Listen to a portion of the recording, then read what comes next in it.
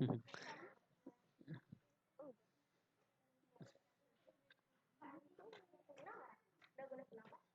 aja sini dulu. Nanti acaranya berapa, Pak? Yang 10 aja. Yang 10. Yang 10. Pak, bukain, Pak.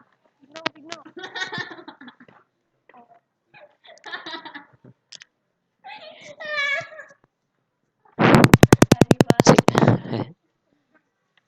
Halo. Enggak susah, Bapak. Hari, ambil buku Pak yang buku tuh sub 2, Cow. Yang biru, yang hijau, Cow.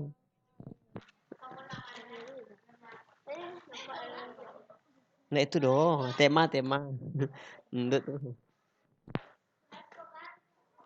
Enggak tema. Masa pula ndut nak ngerti doh. Yang sub 2 ya. Hari ini kita materinya sub 2 pada pembelajaran yang ketiga.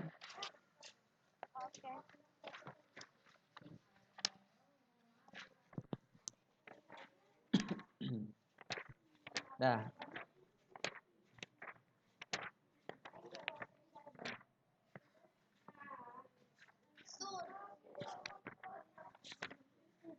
Listen.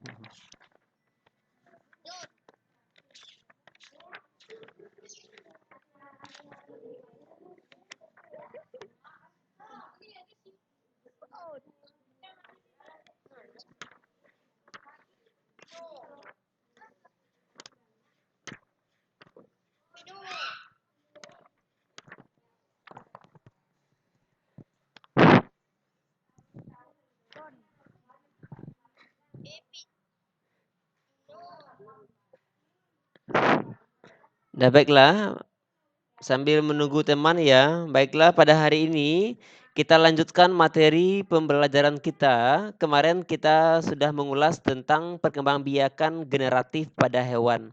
Yang lain tolong matikan mic-nya lagi ya. Dah baiklah. Pada minggu yang lalu kita telah belajar tentang perkembangbiakan hewan secara generatif. Perkembangbiakan generatif itu adalah perkembangbiakan hewan secara kawin atau seksual. Ada pertemuan sel kelamin jantan dan sel kelamin betina. Bertemunya sel kelamin jantan dan betina maka akan membentuk yang namanya embrio. Nah, embrio ini berkembang lama-kelamaan akan menjadi janin. Nah, pada hewan vivipar atau hewan melahirkan, embrio berkembang di dalam rahim dan memperoleh makanan melalui plasenta. Jadi nutrisi makanannya dia dapat dari plasenta. Nah, sedangkan embrio pada hewan ovipar memperoleh dia berkembang di dalam cangkang telur dan memperoleh makan di sana. Nah, itu adalah perkembangbiakan hewan. Nah, minggu lalu ada 3 perkembangbiakan hewan secara generatif. Yang pertama ovipar, yang kedua vivipar, nah yang ketiga ovovivipar. Kali ini kita akan mengulas tentang bagaimana ciri-ciri dari hewan yang ketiga ini. Bagaimana ciri-ciri hewan ovipar, bagaimana ciri-ciri hewan vivipar, nah bagaimana ciri-ciri hewan ovovivipar. Jadi jika Ananda sudah paham dengan ciri-ciri ini, maka makin gampang menentukan perkembangbiakan hewan. Nah, baiklah sebelum Bapak mulai, coba Bapak tanya Fatih. Fatih, buka mic-nya nak. Coba Fatih jelaskan apa itu ovipar.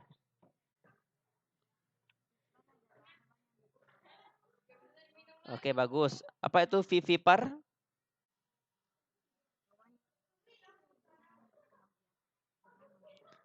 Oke, bagus. Apa itu ovovivipar?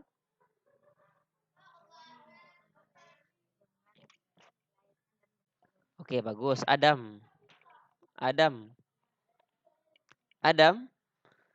Bertemunya sel kelamin jantan dan sel kelamin betina, maka apa yang terbentuk?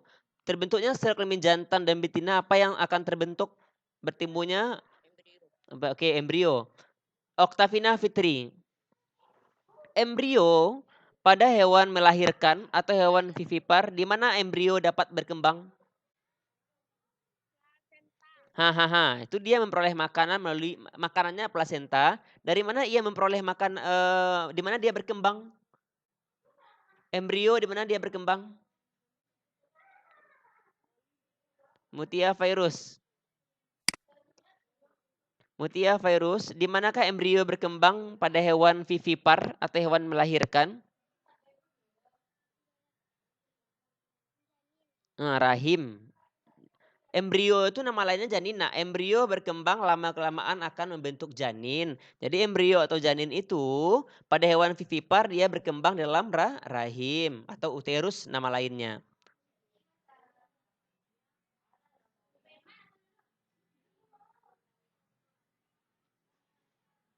Dah? Tunggu bentar ya. Nah, jadi ketiga hewan ovipar, vivipar, dan ovovivipar. Tunggu bentar ya. Oh.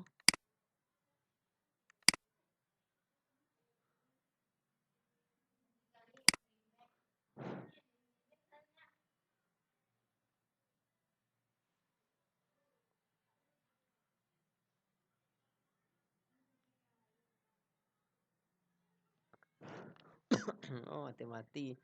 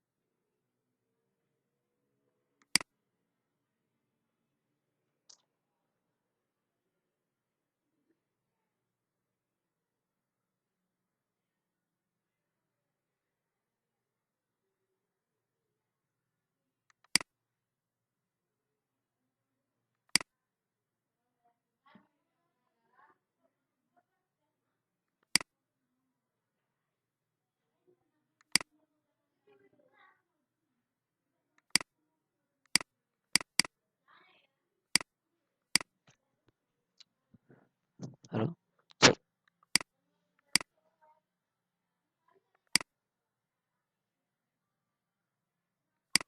Dah?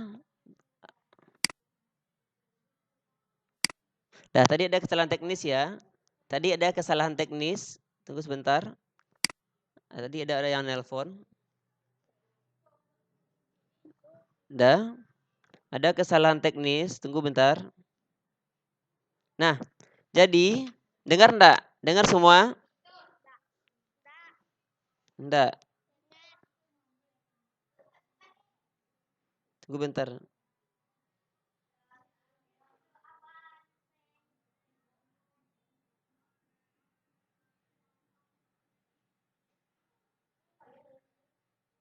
Dah.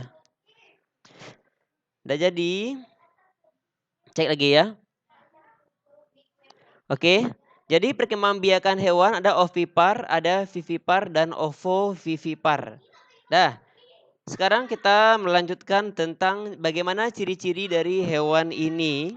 Nah, akan kita ulas ya. Nah, yang pertama, tunggu bentar.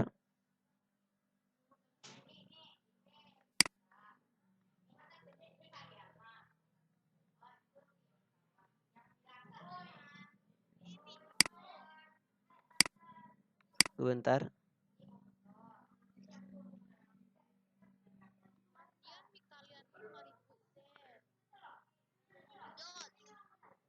Suara. Tunggu sebentar. Tunggu bentar. Dah. Nah, perkembangbiakan hewan.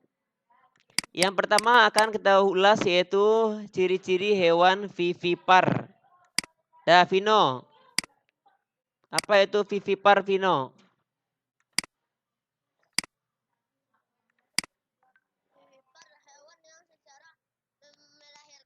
Oke. Nah, hari ini akan kita ulas tentang hewan vivipar. Tolong disimak. Tolong matikan mic dulu. Vivipar adalah hewan yang berkembang biak dengan cara beranak atau melahirkan. Jadi, artinya apa? Hewan ini mengalami proses reproduksi. Jadi, antara sel kelamin jantan dan betina bertemu, maka akan membentuk sebuah embrio. Nah, embrio pada hewan ini dia tumbuh di dalam rahim dengan memperoleh makanan melalui plasenta. Nah, bagaimana ciri-ciri hewan vivipar ini? Yang pertama apa? Ini diisi oleh hewan mamalia. Jadi hewan vivipar ini diisi oleh kelompok mamalia, yaitu hewan yang melahirkan. Nah, hewan yang memiliki puting susu. Nah, apa ciri-cirinya? Yang pertama, ciri-ciri hewan vipar ini adalah yang pertama yaitu memiliki puting susu dan kelenjar susu serta menyusui anaknya. Jadi, ciri-ciri yang pertama dia memiliki kelenjar susu dan bisa menyusui anaknya. Nah, jika tidak ada kelenjar susu, dia memiliki daun telinga. Jika ada daun telinganya, maka hewan ini tergolong hewan vivipar. Yang ketiga, memiliki penutup tubuh berupa rambut. Nah, jadi bukan bulu ya. Bulu itu pada hewan ovipar, sedangkan pada hewan vivipar tubuhnya ditutupi oleh rambut namanya.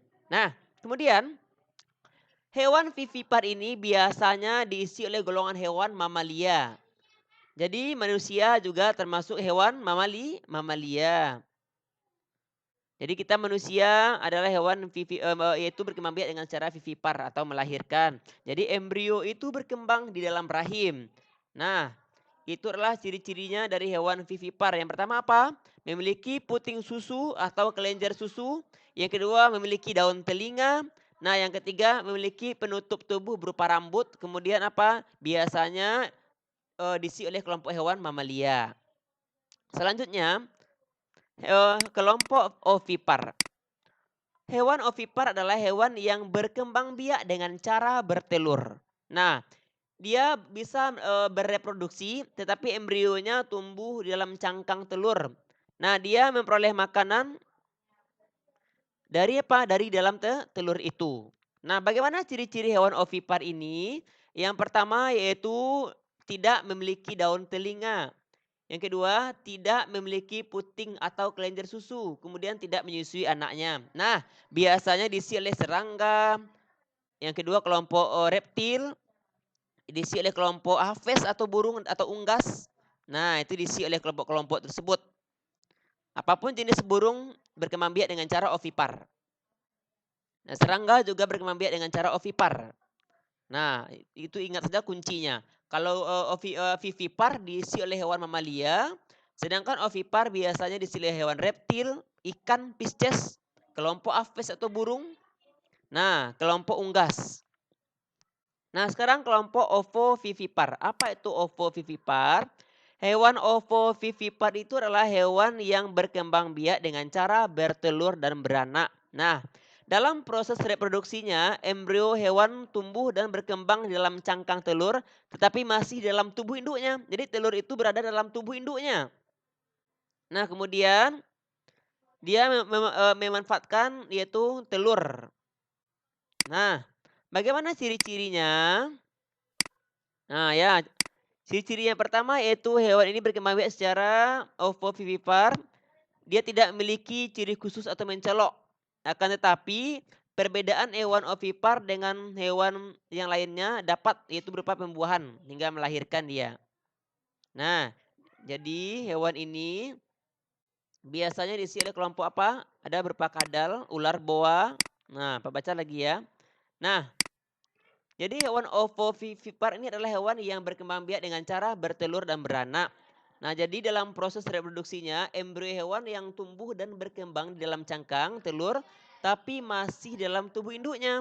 Kendati tumbuh di dalam tubuh induknya. Embrio hewan ovovivipar tidak memperoleh nutrisi langsung dari tubuh induknya. Ia memanfaatkan nutrisi yang terdapat dalam telur. Nah, kita dapat mengetahui apakah suatu hewan berkembang biak dengan cara ovipar dengan cara memperhatikan beberapa ciri hewan ovipar itu. Nah, jadi hati-hati ya. Nah, minggu lalu juga kita ulas tentang hewan ovipar. Kita ulang lagi ya. Nah, Kita ulang lagi tentang hewan tersebut. Tunggu bentar.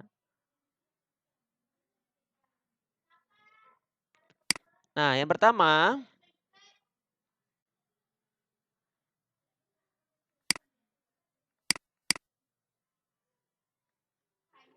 nah baiklah. Oke, kemarin sudah kita ulas. Coba Naifa, jelaskan apa itu ovipar, ciri-ciri ovipar, dan contoh ovipar.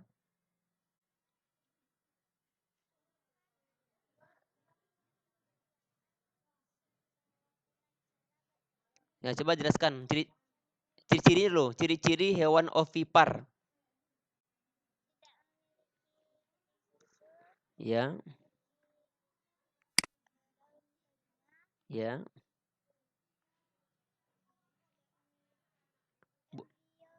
Kemudian tubuhnya ditutupi oleh bulu ya. Ya bulu ya, kemudian lanjut ya. Eh Coba Muhammad Fahri Akbar, jelaskan apa itu vivipar, apa ciri-ciri vivipar, apa contoh vivipar.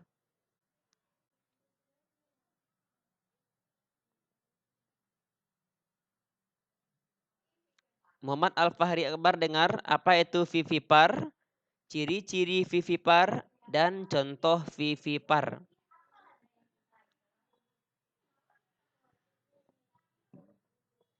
Coba siapa yang bisa menjelaskan apa itu vivipar, apa ciri-ciri vivipar, dan apa contoh dari vivipar.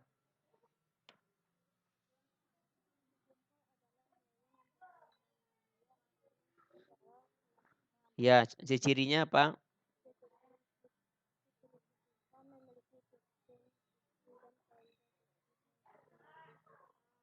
Hmm, ya. Hmm. Oke, ciri-cirinya apa? Hewan sapi, kambing, kerbau, tolong dihafal-hafal lagi ya. Minggu depan kita ulangan lagi ya. Ulang sub 1 dan sub 2. Hari Jumat besok kita ulangan sub 1 dulu. Kamis dan Jumat, Kamis sub 1, Jumat sub 2. Oh, soal-soalnya ada di latihan. Siapa yang mengerjakan buku sub 1, soalnya dari sana semuanya. Jangan sampai ada salah. Dah, baiklah. Kita ulas kembali. Ciri-ciri hewan vivipar yang pertama adalah dia memiliki kelenjar susu. Kelenjar susu itu fungsinya untuk menyusui anaknya. Kemudian yang kedua, tubuhnya ditutupi oleh rambut. Nah, yang ketiga, memiliki daun telinga. Rata-rata hewan vivipar itu diisi oleh hewan mamalia. Nah, apa saja kelompok mamalia? Sapi, kambing, kerbau, apalagi kemudian burung burung ya, kelelawar, paus, lumba-lumba, pokoknya hewan-hewan kelompok mamalia. Ada bekantan, ada orang utan. Nah, kemudian kuda laut, ada sebagian kelompok mengatakan dia ovipar, ada juga yang mengatakan ovovivipar. Ini tergantung soal nanti ya. Biasanya ovovivipar saja ambil. Ambil garis tengahnya, kita ambil aja kuda laut itu ovovivipar. Kemudian ular boa, ular sanca. Ular boa, ular sanca, ada kadal itu adalah secara ovovivipar. Nah, kemudian ovipar adalah apapun jenis serangga, dia berkembang biak dengan cara bertelur. Apapun kelompok ikan, dia berkembang biak dengan telur. Nah, apapun kelompok unggas atau burung, berkembang biak dengan cara bertelur. Itu saja kuncinya. Mamalia, ovipar, pisces atau ikan. Kelompok beberapa setengah dari reptil, buaya itu ovipar. Nah, kemudian yang jelas pun serangga, apapun jenis serangga dia berkembang biak dengan cara bertelur. Apapun jenis burung berkembang biak dengan bertelur atau ovipar. Itu saja kuncinya. Mamalia vivipar, unggas atau aves berkembang biak dengan cara bertelur. Nah, kelompok unggas tahu unggas? Ayam, ya, bebek, Udah paham tuh Fatih? Dah. Jadi itu adalah, pembagian dari hewan ovipar, vivipar, dan ovovipar. Jadi ciri-cirinya sudah paham? Tolong pahami betul karena minggu depan sub yang ketiga kita membahas tentang, hewan langka. Jadi kita setelah belajar tentang hewan, apa hewan-hewan yang hampir punah, kenapa sih dinosaurus itu punah, kenapa sih, badak itu bisa punah, kenapa sih harimau itu bisa punah, akan kita kaji minggu besok. Jadi tentang hewan-hewan langka, bagaimanakah cara melestarikan dari hewan-hewan tersebut minggu depan. Jadi ada kaitannya dari sub 1, sub 2, sub 3. Pada sub 1 kita membahas tentang tumbuhan, pada sub 3 kita membahas tentang apa? Kelangkaan dari tumbuhan tersebut. Kenapa sih, tumbuhan itu langka? Kenapa hewan itu bisa langka? Itu akan kita bahas besok minggu depan. Jadi jika sudah paham tentang perkembangbiakan tumbuhan, kita ulas semuanya ya. Perkembangbiakan tumbuhan dan perkembangbiakan hewan. Kita ulas sama-sama.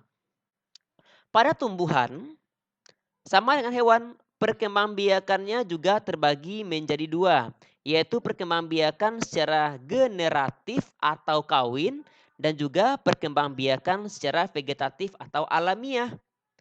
Pada tumbuhan, nah tumbuhan apa saja yang mampu berkembang biak dengan generatif? Kata kuncinya satu, tumbuhan yang memiliki bunga. Jika tumbuhan itu memiliki bunga, berupa putik dan benang sari, maka tumbuhan itu berkembang biak dengan cara generatif. Itu kuncinya. Jika tidak ada benang sari dan putik atau bunganya atau bunga lengkap, maka tumbuhan itu tidak bisa berkembang biak secara generatif. Maka dia pindah ke vegetatif alami atau vegetatif buatan. Nah, mangga itu ada dua. Ada kalanya mangga itu bisa generatif, tergantung lagi. Jika Adam ingin mengembangbiakan mangga cepat, ingin cepat dia berbuah, ingin cepat dia berkembang, gunakanlah vegetatif buatan dengan cara mencangkok.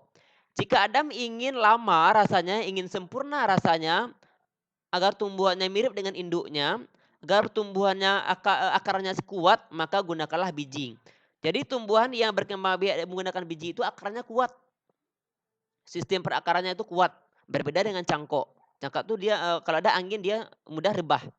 Itu adalah kelemahan dari mencangkok.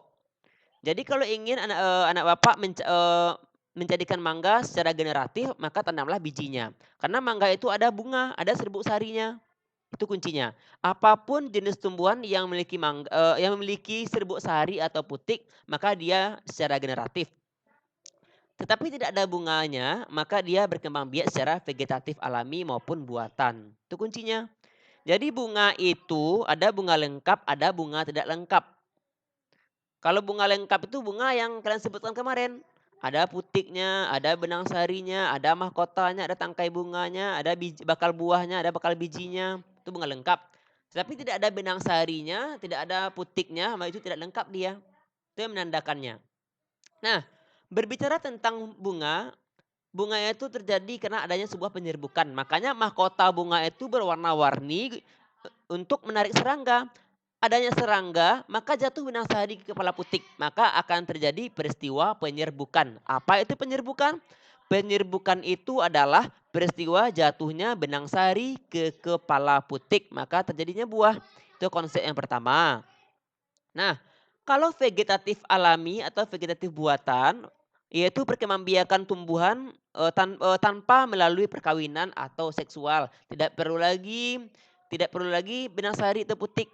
Tidak lagi zigot hasilnya, maka dia secara alamiah. Ada tunas adventif, cocor bebek, ada tunas pisang tebu bambu, ada spora, itu apa jamur lumut paku, ada geragi, arbei semanggi, stroberi, pegagan. Nah, ada umbi lapis, semua bawang-bawang berkembang biak dengan umbi lapis. Nah, itu adalah tumbuhan secara vegetatif. Nah, kemudian berbicara tentang hewan, kalau hewan ini ada perkembangbiakan juga secara generatif dan vegetatif. Kalau generatif ini pada hewan harus ada sel kelamin jantan dan sel kelamin betina. Pada manusia, alat kelamin jantan pada manusia itu adalah testis namanya. Sedangkan pada alat perempuan yaitu vagina namanya. Nah, kalau testis itu menghasilkan sperma. Sedangkan yang perempuan ovum namanya. Makanya jika perempuan tidak melakukan pembuahan, maka dia akan meluruh. Makanya adanya fase menstruasi kalau yang perempuan. Nah, jadi sama halnya seperti hewan lain. Hewan lain itu perkembangbiakan generatif harus ada sel kelamin jantan dan ada sel kelamin betina. Sel kelamin jantannya sama hal tadi itu, dia menghasilkan sperma. Bertemunya sperma dengan ovum, maka adanya embrio namanya. Ada embrio atau zigot. Nah, embrio itu berkembang di dalam rahim kalau hewan. Sedangkan pada burung atau kelompok ovipar, embrio itu berkembang di dalam cangkang telur. Nah, kalau hewan ovipar di mana? Telur itu dalam dalam perut induknya nanti. Dia berkembang dalam perutnya dulu. Jadi terbentuk telur dalam perut induknya. Nah, kemudian secara generatif itu ada 3, yaitu ovipar, vivipar, dan ovovivipar. Ovipar itu berkembang biak dengan cara bertelur. Nah, sedangkan vivipar dengan cara melahirkan dan ovovivipar bertelur melahirkan. Nah, sedangkan perkembangbiakan vegetatifnya yaitu dengan cara sendiri tanpa adanya perkawinan. Contohnya membelah diri, virus, mikroba, membelah diri apalagi amuba. Nah, kemudian memotong dirinya itu fragmentasi, cacing pipih. Kemudian bertunas hidra. Ada protozoa nanti. Nah, akan kita kaji minggu depan. Itu ya. Jadi kita bahas hari ini fokus perkembangbiakan generatif pada hewan. Ovipar, vivipar, dan ovovivipar. Anda paham tuh nak? Paham semuanya? Paham?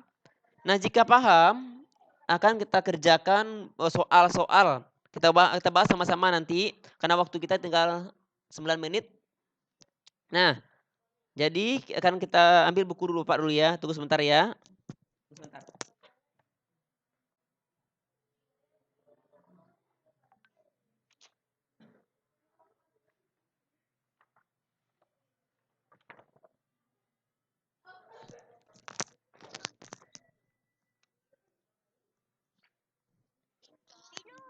Nah lanjut lagi ya. Hahaha, satu. Jadi jonjo. Nah kemudian lanjut lagi. Dah.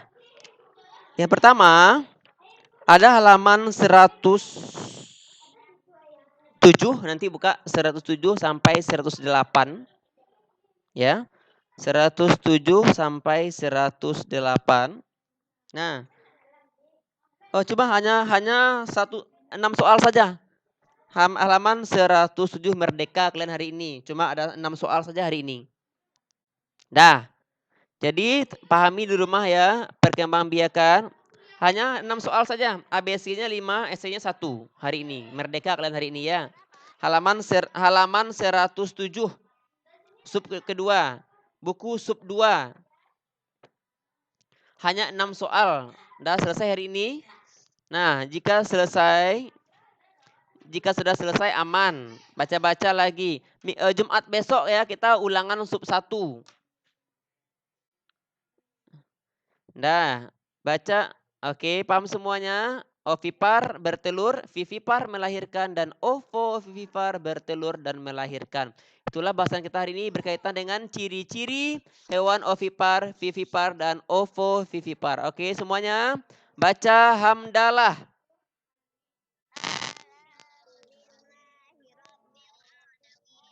Assalamualaikum warahmatullahi wabarakatuh.